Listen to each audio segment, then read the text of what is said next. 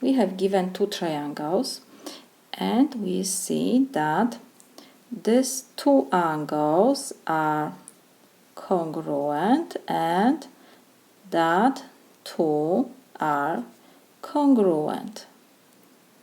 So it means that here we have 35 degrees.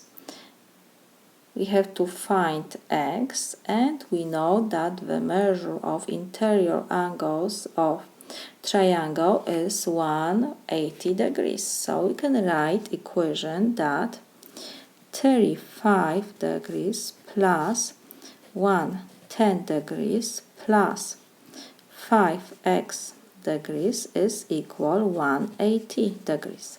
Let's forget about degrees. So we have 35 and 110 is 145 plus 5x is equal 180.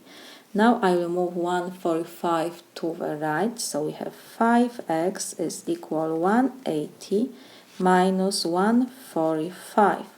So 5x is equal 35. Now we will divide both sides by 5. So we have that x is equal 7. We found value of x. If you want, we can always calculate this angle, because we have 5 times 7, so this angle is 35 degrees. This is my solution.